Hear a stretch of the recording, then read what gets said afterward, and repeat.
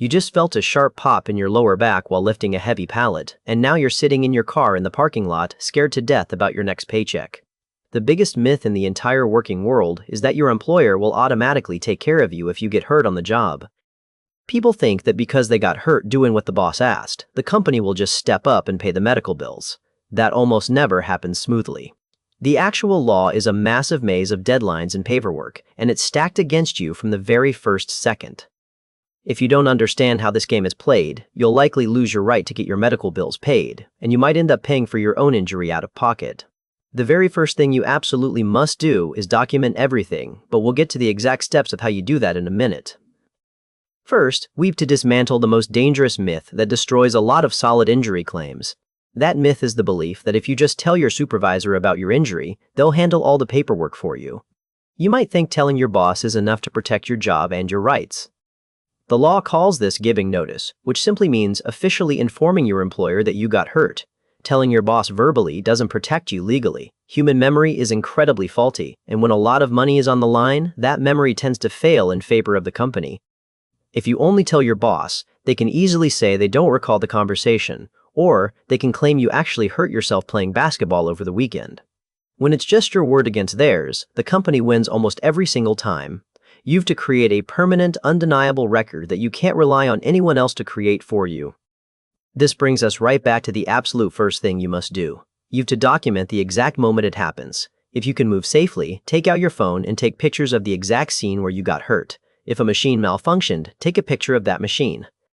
If there's a massive puddle of oil on the floor that you slipped on, take a picture of the puddle and the lack of warning signs around it. If there are coworkers standing nearby who saw the whole thing happen, write down their names and phone numbers immediately. Witnesses disappear fast on a job site, and people change their stories when management starts asking them questions. You need to lock down the facts while the evidence is still sitting right there in front of you.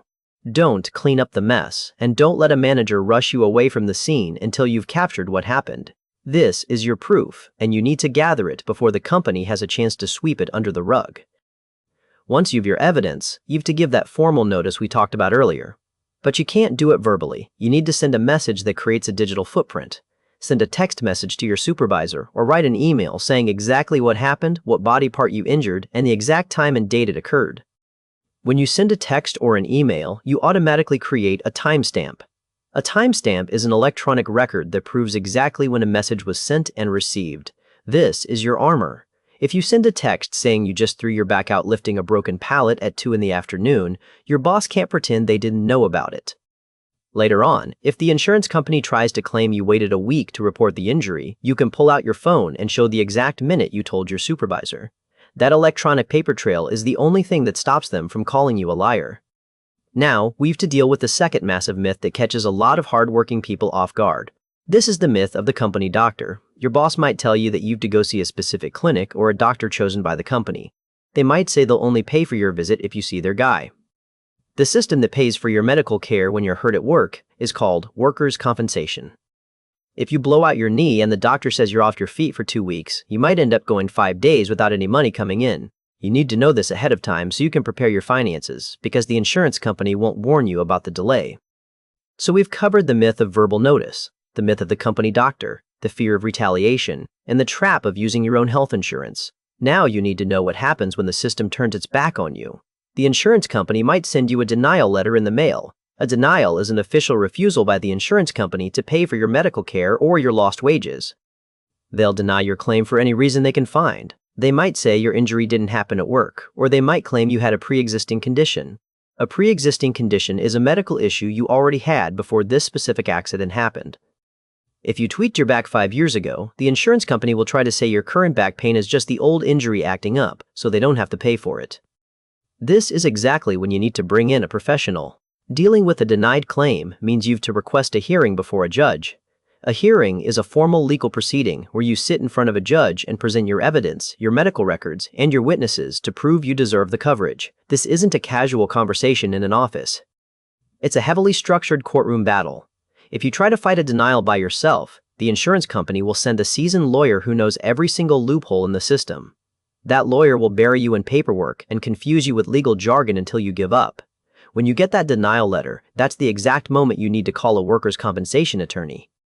An attorney who specializes in this field knows how to gather the right medical experts to prove your injury is brand new and directly related to your job duties. Most workers' compensation lawyers work on what is called a contingency fee.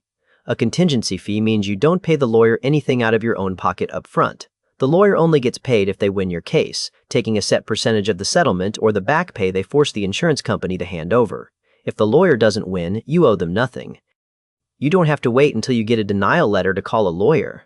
If your boss is dodging your calls, if the clinic is refusing to give you your medical records, or if the insurance adjuster keeps asking invasive questions about your personal life, you should get an attorney involved immediately.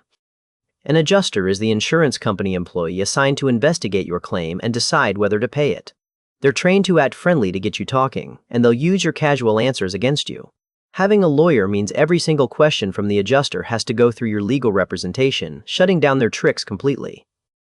Getting hurt at work is a terrifying experience because your body and your paycheck are suddenly at risk.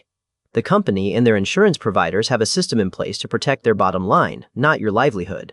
You have to protect yourself by creating your own evidence trail, understanding exactly what you're signing, and refusing to let them dictate your medical care without questions. If you play by their unwritten rules, you'll end up paying for their mistake for the rest of your life. But if you understand the actual law and force them to follow it, you can get the medical treatment you need to get back on your feet without losing everything you've worked so hard to build. Remember, the specifics of these laws change depending on exactly where you live. Waiting periods, doctor choice rules, and payment amounts all vary by state. You have to look up the exact rules for your local area or find a local attorney who can walk you through the details. What is the absolute worst excuse a boss has ever given you to get out of fixing a dangerous situation at work? Let me know down in the comments. If this breakdown gave you a shield for your next conversation with the insurance company, pass it along to a coworker or family member who might be stressing over a pulled muscle right now. And make sure you subscribe to Scribble Law so you always know the exact rules before someone tries to use the legal system against your wallet.